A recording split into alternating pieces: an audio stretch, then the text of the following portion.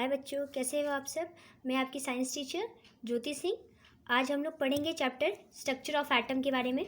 तो सबसे पहले हम लोग इसमें शुरू करते हैं डिस्कवरी ऑफ एटम के बारे में। देखिए, डिस्कवरी ऑफ इलेक्ट्रॉन जो की गई थी वो जे थॉमसन ने की थी। ठीक है, अब इसे इलेक्ट्रॉन क्यों कहते हैं? देखिए, पहले इसको इलेक्ट्रॉन नहीं बोला जाता था, इसे पहले नेगेट्रॉन कहते थे।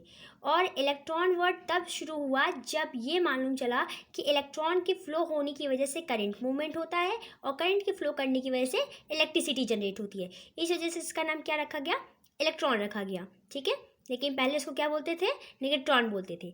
1830 से लेकर के 1850 तक के ईयर के बीच में इस चीज़ की शुरुआत हुई थी। मतलब लोगों ने या बहुत सारे साइंटिस्ट ने कह लीजिए कि इनके बारे में स्टडी करना शुरू किया था, इलेक्ट्रॉन के बारे में। इनडायरेक्टली नहीं, लेकिन इसकी शुरुआत उसी ईयर में हुई थी। तो सबसे पहले माइकल फैराडे ने शुरू किया था स्टडी करना। वो इलेक्ट्रिसिटी से रिलेटेड कुछ कर रहे थे, लेकिन उन्होंने बाद में ये पाया कि इलेक्ट्रॉन ही इसकी पूरी जड़ है इलेक्ट्रिसिटी को फ्लो कराने में। तो देखिए, इलेक्ट्रिसिटी को फ्लो करने में इलेक्ट्रॉन्स को जनरेशन ज़रूरी है। अब इलेक्ट्रॉन की डिस्कवरी कैसे हुई थी, उसके एक्सपेरिमेंट में क्या किया गया था, इसके बारे में जानते हैं। देखिए, इलेक्ट्रॉन की डिस्कवरी जैसे शुरू हुई थी तो स्टार्टिंग में तो बहुत सारे साइंटिस्ट ने कोशिश की थी कि इसे कैसे प्रूव किया जाए कि इलेक्ट्रॉन सच में मूव करता है कि नहीं। तो बहुत सारे साइंटिस्ट आए थे और उसमें से एक साइंटिस्ट थे हमारे पास, विलियम क्रुक्स। ठीक है, विलियम क्रुक्स साइंटिस्ट जो थे, उन्होंने अपना एक डिस्चार्ज ट्यूब बनाया था जिसे हमें क्रुक्स ट्यूब के नाम से भी जानते हैं। उस डिस्चार्ज ट्यूब के अंदर हम ऐसा एटमॉस्फेयर क्रिएट करते हैं जिसकी वजह से वो इलेक्ट्रॉन के मूवमेंट को हम पर्टिकुलरली शो कर सकते हैं। जैसे देखिए, हुआ क्या था कि ये जो आपको ट्यूब दिख रहा है, ये नॉर्मल ट्यूब नहीं है, इसका नाम है डिस्चार्ज ट्यूब, या इसको क्रुक्स ट्यूब के नाम से भी जानते हैं, क्योंकि इसके जो डिस्कवरर थे या जिन्होंने इसे बनाया था, उनका नाम क्या था? William crooks. ठीक है, तो उसमें किया क्या गया था सॉरी, उसमें क्या हुआ था कि वोल्टेज जो है वो 10,000 बढ़ा दिया गया था और प्रेशर जो है वो 10⁻⁻4 ATM एटमॉस्फेरिक प्रेशर, और या फिर आप 0.0 mm प्रेशर उन्होंने कम कर दिया था। ठीक है, तो अब इस कंडीशन में इन्होंने इस ट्यूब को रखा। अब यहाँ से इससे इन्होंने वैक्यूम क्रिएट किया। ठीक है, अब देखिए, यहाँ पे एक नेगेटिव इलेक्ट्रोड लगाया जिसे हम जानते हैं कैथोड के नाम से, और इधर लगाया एक पॉजिटिव इलेक्ट्रोड जिसे हम जानते हैं एनोड के नाम से, और दोनों को हम लोगों ने इलेक्ट्रिसिटी प्रोवाइड कर दी। ठीक है, ये आपकी सेल है, इससे आपकी इलेक्ट्रिसिटी प्रोवाइड हुई। अब हुआ क्या था कि इन्होंने जो आपका कैथोड था नेगेटिव चार्ज, वहाँ से, और एनोड को इन्होंने थोड़ा सा क्या किया था? परफोरेटेड किया था, यानी उसमें इन्होंने थोड़े से छेद कर दिए थे जिसकी वजह से क्या हो कि उसमें से आपका कोई भी अगर इसमें से लाइट निकले तो वो ईजिली उससे पास हो जाए। ठीक है, और यहाँ पे ये देख रहे हैं आप किनारे, यहाँ पे इन्होंने एक फॉस्फोरेंट फ्लूइड लगाया था। फ्लूइड आपको ऑलरेडी हम बता चुके हैं, गैस या लिक्विड में से किसी एक को बोलते हैं। तो यहाँ पे फ्लूइड के लिए यूज़ करेंगे हम लोग वर्ड लिक्विड को। ठीक है, तो अब यहाँ पे आप फॉर एग्जांपल ZnS को ले सकते हैं कि यहाँ पे ZnS जो होता है फॉस्फेट मटेरियल, ऐसा समझ लीजिए कोई ऐसा मटेरियल जिस पे लाइट पड़े तो वो अपने आप ग्लो करना शुरू हो जाए। ठीक है, तो ZnS उसमें से एक मटेरियल होता है। मान लीजिए कि यहाँ पे उन्होंने इसकी प्लेटिंग की, तो अगर आप फॉस्फोरेंट लिक्विड पे या फ्लूइड पे कोई भी लाइट डालते हैं तो अपने आप ब्राइट करने लगती है। ठीक है, शाइन देने लगती है। तो अब हुआ क्या कि जैसे ही इन्होंने इतना वोल्टेज बढ़ाया, इतना प्रेशर कम किया, तो यहाँ कैथोड से लाइट को डाला। ठीक है, इलेक्ट्रिसिटी जनरेट होगी, तो एक लाइट यहाँ से डालना शुरू किया गया। अब उस लाइट के डालने से क्या हुआ, ये लाइट सीधे जाती है। हम लोगों ने ऑलरेडी पढ़ा है कि लाइट स्ट्रेट लाइन में ट्रैवल करती है, तो वो स्ट्रेट लाइन में गई और इस कैथोड के परफोरेटेड होने की वजह से, यानी छेद होने की वजह से इससे पार हो गई, और यहाँ पे थोड़ा सा शाइनिंग शुरू हुआ। ठीक है, अब शाइनिंग शुरू होने का सेंस आप समझ रहे हैं? शाइनिंग शुरू होने का मतलब ये है कि यहाँ से कोई तो लाइट इधर से गई है जो कि यहाँ पे हीटिंग इफेक्ट क्रिएट कर रही है, लाइट क्रिएट कर रही है। ठीक है, इलेक्ट्रिसिटी जनरेट करने से यहाँ से कुछ लाइट यहाँ से निकलेगी, है ना। इलेक्ट्रिसिटी जनरेट करने के बाद कैथोड से कोई लाइट निकलेगी, और वो लाइट हमें नहीं दिख रही है, विजिबल नहीं है, और वो जब जैसे ही एनोड को पार करके इस लिक्विड के कांटेक्ट में आएगी, ये लिक्विड चमकना शुरू कर देगा। तो साइंटिस्ट जो ये एक्सपेरिमेंट कर रहे थे, जे थॉमसन, उन्होंने ये बताया कि देखो ऐसा है, कोई लाइट अगर इसमें से पास होकर यहाँ चमक रही है, मतलब कुछ तो अंदर मूवमेंट शो हो रहा है लाइट का। ठीक है ना, तो इस वजह से इन्होंने बोला कि ये जो मूवमेंट है ये जो लाइट का मूवमेंट है ये कहीं ना कहीं एक नेगेटिव चार्ज को फॉलो कर रहा है। क्यों? क्योंकि ये नेगेटिव प्लेट से निकल रही है, नेगेटिव इलेक्ट्रोड है ना, वहाँ से लाइट निकल रही है, यानी इसमें कोई ना कोई नेगेटिव चार्ज है। तो यहाँ पे इन्होंने उस चीज़ को उस वक्त के लिए बोल दिया नेगेट्रॉन। ठीक है, और एक नाम दिया गया था नेगेट्रॉन का, वो क्या था कि अगर ये माइनस इलेक्ट्रोड से निकल रही है यानी कैथोड से निकल रही है तो इसका नाम क्या है? Cathode rays. ठीक है, कैथोड रेज जब एनोड को पार करके ZnS के कांटेक्ट में आती है तो ब्राइट हो जाती है, यानी कि कैथोड रेज में कुछ ऐसे पार्टिकल है जिनके ऊपर नेगेटिव चार्ज है और जिनकी वजह से ये लाइट जनरेट यहाँ पे हो रही है। ठीक है, इसे हम लोग क्या बोलते हैं? कैथोड रेज, या उसी को नेगेट्रॉन बोला गया। और बाद में और स्टडी के बाद और डेवलपमेंट के बाद हमें उसे क्या नाम दे दिया? इलेक्ट्रॉन। ठीक है, समझ में आया आपको क्या हुआ था? एक बार फिर से देख लेते हैं। वोल्टेज को 10,000 वोल्ट तक बढ़ा दिया गया, प्रेशर को 0.0 mm कम कर दिया गया। इतने एटमॉस्फेयर में जब इलेक्ट्रिसिटी प्रोवाइड की गई इस डिस्चार्ज ट्यूब को, तो इस कैथोड यानी नेगेटिव इलेक्ट्रोड से कुछ लाइट जनरेट हुई और वो लाइट एनोड को परफोरेटेड होने की वजह से पास करते हुए किनारे जो हमारा फॉस्फोरेंट फ्लूइड लगा था या ZnS लगा था एग्जाम्पल में, उसको जैसे ही टकराती है, उसे कांटेक्ट में आती है, वो ग्लो करना शुरू करता है। तो इससे साइंटिस्ट ये कंक्लूजन निकालते हैं कि कोई तो कुछ न कुछ इस एटमॉस्फेयर की वजह से ऐसा हुआ है कि नेगेटिव चार्ज से या नेगेटिव इलेक्ट्रोड से कोई नेगेटिव चार्ज वाला एलिमेंट यहाँ से बाहर निकला है और वो किनारे पे इस फॉस्फोरेंट फ्लूइड के कांटेक्ट में आने पे ग्लो कर रहा है। तो इसको हम लोगों ने क्या नाम दिया?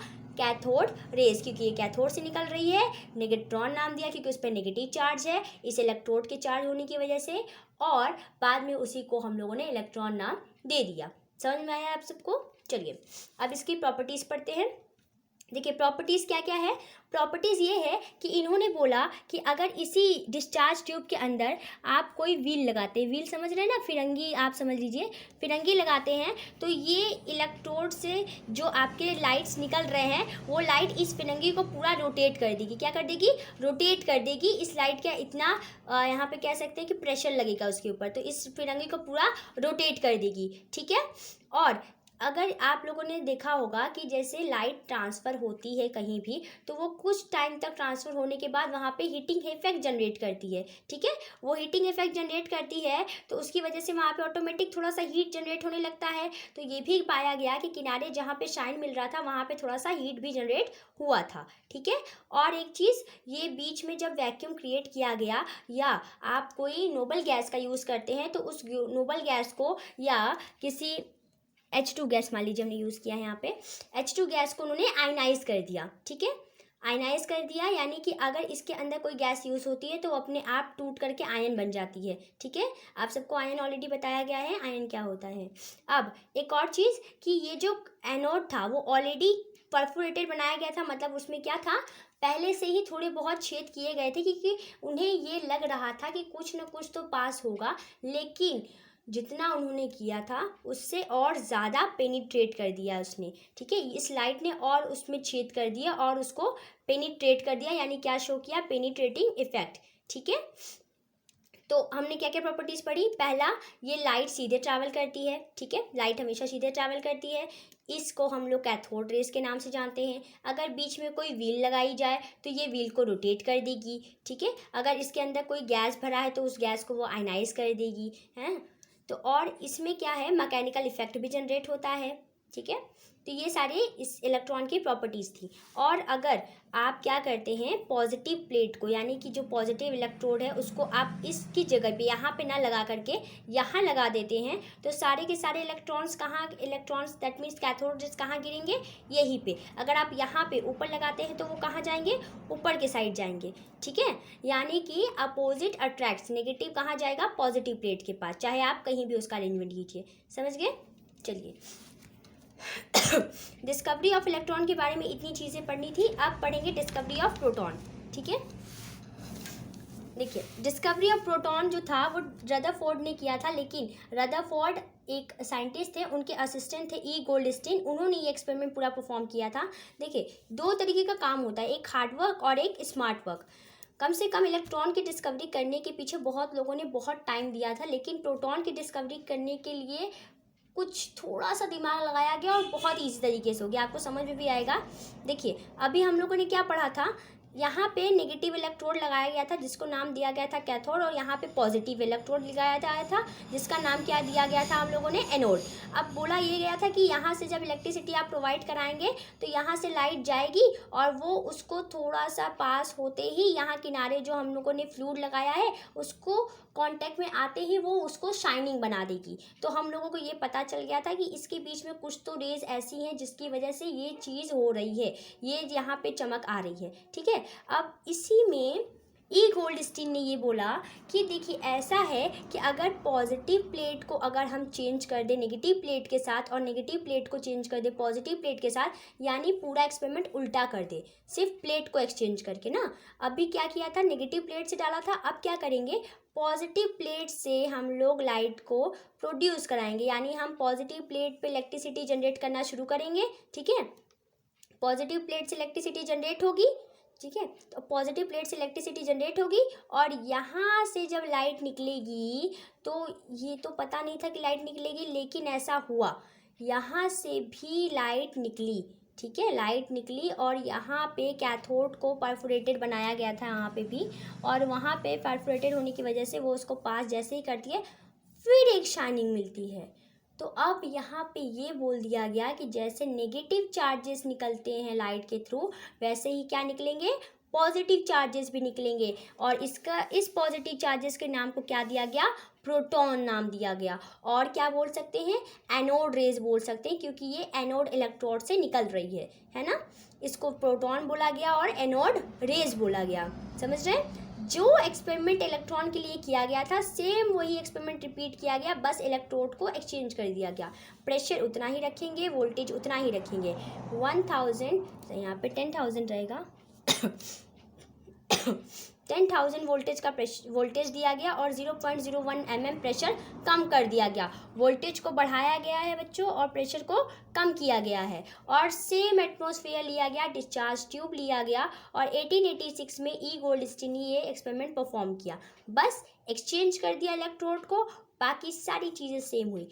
फिर इलेक्ट्रिसिटी प्रोवाइड करने पे इस पॉजिटिव इलेक्ट्रोड से लाइट निकलती है और वो लाइट हमें नहीं दिखती, लेकिन उसको प्रूफ कैसे किया गया, क्योंकि लास्ट में जो हमने फ्लूइड लगाया था वो शाइन करने लगा, जिसकी वजह से पता चला कि हाँ इधर से कोई लाइट निकल रही है जिस पे पॉजिटिव चार्ज है, और वो पॉजिटिव चार्ज यहाँ पे जैसे ही आ रही है, कॉन्टैक्ट में आ रही है, वैसे ही इसको ग्लो करा रही है। ठीक है, तो इससे हमें ये प्रूव हुआ कि इस पॉजिटिव चार्ज का नाम क्या दे दिया गया, प्रोटॉन। ठीक है, इसको नाम और दिया गया एनोड रेस। प्रॉपर्टी हमारी सेम थी, प्रॉपर्टी क्या थी, यहाँ पे भी सेम होगा कि अगर इसमें भी आप अगर एक व्हील लगाते हैं तो वो भी इस व्हील को रोटेट कर देती है। ठीक है, लाइट स्ट्रेट ट्रैवल करती है।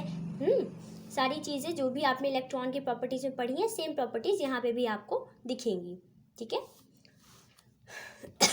अब पढ़ेंगे डिस्कवरी ऑफ न्यूट्रॉन। देखिए, डिस्कवरी ऑफ न्यूट्रॉन किया गया था चैडविक के थ्रू, और कौन से ईयर में, 1932 में। देखिए हुआ क्या था, बेरिलियम ना, आपको याद कराया गया होगा, हाइड्रोजन, हीलियम, लिथियम, बेरिलियम ना। कौन सा एटॉमिक नंबर आ रहा है, 4, और उसका एटॉमिक मास कितना है, 9। अब अल्फा पार्टिकल का वर्ड जब भी यूज़ होता है तो हम हीलियम के बारे में पढ़ते हैं। ठीक है, अल्फा पार्टिकल मतलब हीलियम एटम। तो अब यहाँ पे अल्फा पार्टिकल लिखिए, चाहे आप हीलियम लिखिए, बोथ आर सेम। तो हीलियम का एटॉमिक नंबर कितना होता है, 2, और मास 4। ठीक है, अब आपको क्या करना है, देखिए यहाँ पे 9 और 4, ठीक है, ऐड करने में कितना आएगा, 13, और 4 और 2 6 आएगा। देखिए 6 एटॉमिक नंबर किसका है, कार्बन का, और उसका मास कितना होता है, 12, और प्लस न्यूट्रॉन का 0। ठीक है, और मास इससे कितना आएगा, 1। तो बोला क्या गया था थ्योरी में कि बेरिलियम एक एटम है, उसके ऊपर अल्फा पार्टिकल को एकदम बम्बार्डमेंट कराया गया था। मतलब ये मान लीजिए आपके पास बेरिलियम मेटल है, इसके ऊपर जो अल्फा पार्टिकल या जो हीलियम न्यूक्लियस है उसको एकदम जैसे चिंगारी जलती है, पटाखा बोलता है तो ऐसे पट पट एक साथ बोलता है, वैसे ही एकदम जोर जोर से इस पर पटका गया था। तो हुआ क्या था, इसकी वजह से जलने पे थोड़ा सा यहाँ पे कार्बन प्रोड्यूस हो गया, और कार्बन के साथ साथ एक और सब एटॉमिक पार्टिकल जनरेट हुआ जिसका नाम क्या था, न्यूट्रॉन। तो इस एक्सपेरिमेंट के थ्रू हमने ये पता कर गया कि यहाँ पे एक और सब एटॉमिक पार्टिकल निकलता है जिसका नाम क्या है, न्यूट्रॉन, जिसका चार्ज 0 है लेकिन मास 1 है। ठीक है, देखिए अब एक बार फिर से देख लेते हैं। देखिए 9 एटॉमिक मास है इसका, 4 यहाँ पे इसका एटॉमिक मास है, 9 + 4 13 होता है, यहाँ पे 12 और यहाँ पे 1, टोटल हो गया 13, इक्वल है दोनों साइड मास। अब यहाँ पे देखिए 4 + 2 कितना हो गया 6, 6 एटॉमिक नंबर किसका होता है कार्बन का, और कार्बन का मास 12, ठीक है। तो 6 यहाँ पे और न्यूट्रॉन 0 चार्ज पे है, ठीक है ना, पूरा बैलेंस है कि नहीं, ठीक है।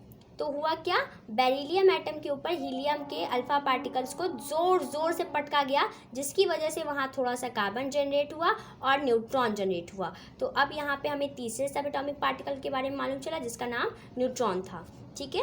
अब इस तरीके से तीनों सब एटॉमिक पार्टिकल की डिस्कवरी हुई थी। अब थोड़ा सा ब्रीफ देख लेते हैं कि क्या क्या होता है। देखिए इलेक्ट्रॉन जो होता है उसके ऊपर माइनस चार्ज होता है। अब उसका चार्ज होता कितना है, -1.6022 इंटू 10⁻⁻19 कोलाम, चार्ज का unit coulomb. Mass of electron क्या होता है, 9.1 इंटू 10⁻31 kg। अगर आपको ये वैल्यूज़ नोट करनी है तो प्लीज़ आप अपनी कॉपी में इसे नोट डाउन कर लीजिएगा।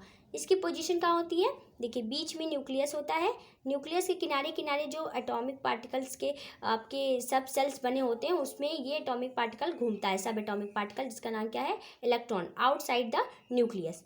फिर सेकेंड सब एटॉमिक पार्टिकल क्या है, प्रोटॉन, जिसका चार्ज कितना होता है, सेम वैल्यू होगी बट यहाँ पे चार्ज क्या आएगा, प्लस, ठीक है, +1 -1, +1.6022 इंटू 10⁻⁻19 कोलाम, ये एग्जैक्ट वैल्यू है, पूरा लिखेंगे इसको।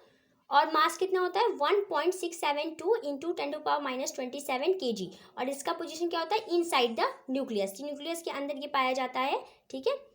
और न्यूट्रॉन का चार्ज 0, मास होता है 1.674 इंटू 10⁻⁻27, ये भी kg में रहेगा। हाँ एक और चीज़ देखिए, न्यूट्रॉन का मास प्रोटॉन के मास से स्लाइटली थोड़ा सा बड़ा है, ठीक है, बिगर है थोड़ा सा, यहाँ पे 2 है, यहाँ पे 4 है, थोड़ा ज़्यादा होता है। और इसकी पोजीशन भी इनसाइड द न्यूक्लियस, यानी न्यूक्लियस के अंदर क्या है, 2 सब एटॉमिक पार्टिकल पाए जाते हैं, एक प्रोटॉन और एक न्यूट्रॉन, और किनारे किनारे क्या घूमता है, इलेक्ट्रॉन, ठीक है। चलिए आपका यहाँ पे इलेक्ट्रॉन, प्रोटॉन और न्यूट्रॉन के बारे में सारी जानकारी दे दी गई है। अगर आपको कोई भी डाउट हो तो प्लीज़ आप कमेंट सेक्शन में पूछ लीजिए, और अगर आपको ये वीडियो पसंद आया हो तो प्लीज़ लाइक करें और चैनल को सब्सक्राइब करें। Thank you.